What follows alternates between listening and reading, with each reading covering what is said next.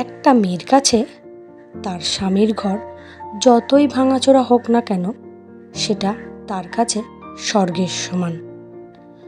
নমস্কার বন্ধুরা, রিমি লাইফস্টাইল চ্যানেলের আর একটি নতুন ব্লগে সকলকে জানাই অনেক অনেক ভালোবাসা ও অভিনন্দন।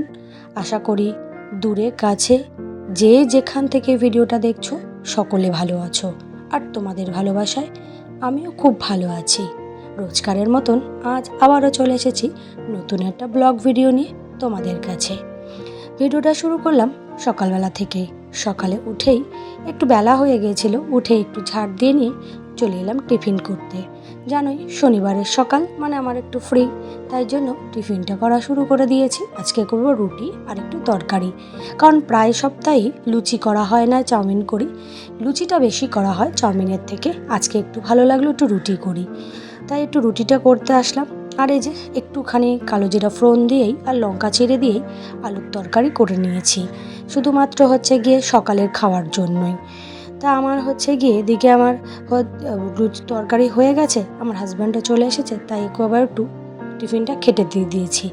দেখো না, টিফিন খেতে বসবে তাতে আবার একটু শসা লাগবে, একটু পেঁয়াজ লাগবে, একটু কাঁচা লঙ্কা লাগবে, সে যে কী পরিপেটি তোমাকে আর বলে বোঝাতে পারবো না। যাই হোক, সবাই খেয়ে দিয়ে মোটামুটি ফ্রি হয়ে গেছে। এবার চলে এসেছি একটু রান্নাঘরের কৌটোগুলো পরিষ্কার করতে।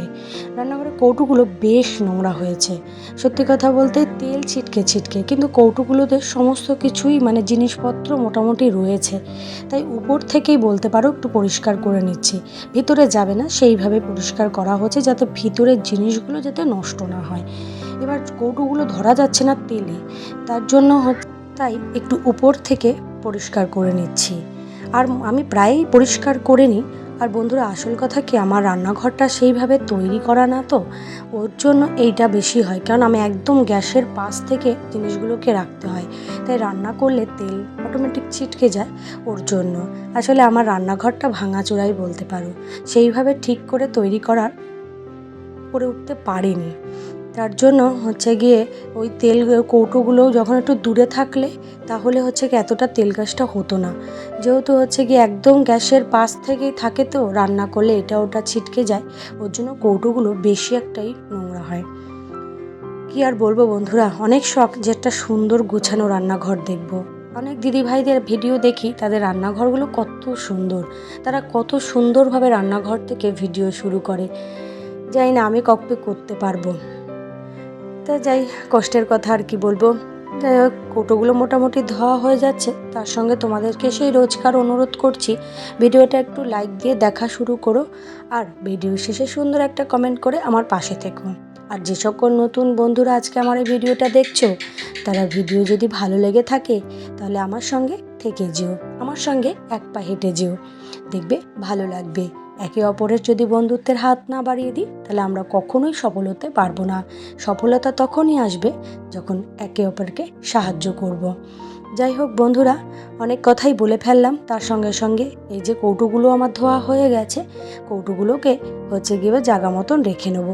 আসলে উপর থেকে পরিষ্কার করেছি তো, তাই কাপড় দিয়ে ভালো করে একেবারে মুছে নিচ্ছি, যাতে হচ্ছে ভিতরে জলটা যেন কোনো রকমভাবে না যায়, তার জন্য বিশেষ করে আরও ভালো করে মুছছি।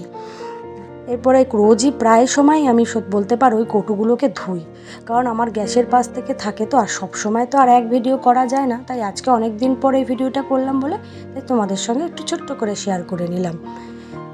এই দেখো না, তেলের কৌটোটা বন্ধুরা কি বলবো, এটাকে অনেকটা মানে সাবধানেই ধুয়েছিলাম, কিন্তু কি করে জানি না তেল ঢুকে গেছে অল্প একটু, সে রান্না করার সময় হয়তো ছিটকে যাবে।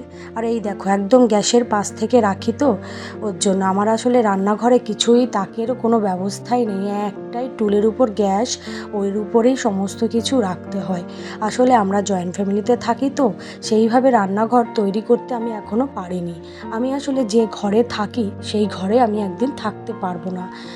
জানলে আমি ঘরটাকেও আগে রেডি করতাম না, কারণ আমাকে বাড়ির পিছন দিক থেকে আবার জায়গা দেওয়া হবে সেখানে ঘর করার জন্য, তার জন্য বলতে পারো একতরফা আমি রান্নাঘরটা এখনও তৈরি করে উঠতে পারিনি।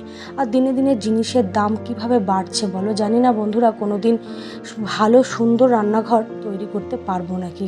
আর যদিও পারি তাহলে তোমাদের সাথে তো শেয়ার করবোই। এই দেখো, রান্নাঘরটা একদিকে ধুলো, একদিকে হেলে পড়েছে, কি বলবো, জানলা নেই, জানলার লাইটটা কোনো রকম বাসে বাঁধানো, কি বলবো। এই ভাঙাচোরা রান্নাঘর, তাতে কী হয়েছে, এটাই তো আমার স্বর্গ, এটাই হচ্ছে আমার দিনের শুরু। সারাদিন সময়টা বেশিরভাগই বলতে পারো মেয়েদের রান্নাঘরে কাটে, আমারও ঠিক এই ঘরটাতেই কাটে।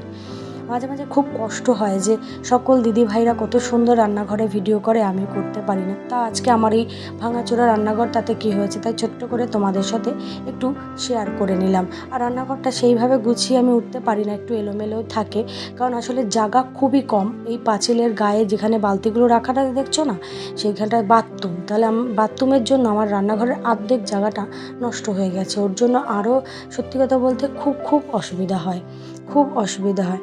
এবার জয়েন্ট ফ্যামিলিতে থাকি, একটু অ্যাডজাস্ট করে তো থাকতেই হবে। জানি না কবে আমার সুরাহা হবে। যাই হোক, এই যে এদিকে একটু ফল এনেছিলাম, শশাগুলো দেখো বন্ধুরা বেশ কচি, মানে একদম খুব ভালো, আর একটু সস্তায় পেয়েছি, বাড়িতে নিয়ে এসেছে, তাই নিয়ে একটুখানি রেখে দিয়েছি। আর ছেলে মেয়েরা না তরমুজটাও খুব ভালো খায়, শশা আর তরমুজটা গরমের জন্য খুবই উপকারী, খুব ভালো লাগে, এমনি খাওয়াটাও খুব ভালো, খুব কাজে। যাই হোক, তরমুজ রেখেছি, ছেলে কি আর সুস্থ থাকে, তাকে তো কেটে দিতেই হবে।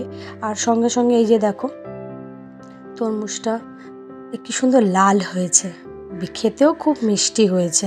তাই প্রথমে কেটে একটুখানি দেখাচ্ছিলাম, এর মধ্যে ছেলে আমার মানে বলছে আগে কেটে দাও, আগে কেটে দাও, তাই চাকু দিয়েই কাটা শুরু করেছি, কিন্তু চাকু দিয়ে না ঠিক আমি কাটতে পারি না, আমি তাই বটি নিয়ে এসেছি। আমি বটিতে খুবই কমফোর্টেবল, মানে জিনিস কাটায় আমি বটিতেই ভালো কাটতে পারি, তাই গুছিয়ে আগে বটিতেই ভালো করে কেটে নিচ্ছি। আর প্লেটে করে সাজিয়ে দিতে বললো, ওই যে লোকের বাড়ি প্রসাদ দেয় না, সেইভাবে আমার ছেলে বলছে একটু সাজিয়ে দাও না মা।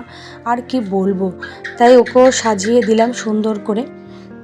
আর দেখো না মাঝে মাঝে টিকটিকিতে কেমন টিকটিক টিকটিক দেয়, ওইটাও ভয়েস ওভারের মধ্যে কিন্তু চলে যাচ্ছে, তোমরা সকলেই মনে হয় শুনতে পাও। যাই হোক বন্ধুরা, এই হচ্ছে গিয়ে আগের দিনের পাওয়া যে শোল মাছ, সেই শোল মাছটাকে কাটা হয়েছে। আর বাড়িতে তো আমাদের অনেক লোকজন, তাই সকলের ভাগে দেওয়া হচ্ছে, তাই ছোট্ট করে একটা ক্লিপ নিলাম। দেখো কত বড় দুটো শোল মাছ, কিন্তু কেটে কয়টুকুনি হয়ে গেল। যাই হোক বন্ধুরা, আজকের মতন ভিডিওটা এখানেই শেষ করছি। আশা করি তোমরা সকলে ভালো থাকবে, সুস্থ থাকবে, আর আমার ভিডিও রোজ দেখো, আমার পাশে থাকো, আমরাও তোমার পাশে থাকবো। আজকের মতন টাটা।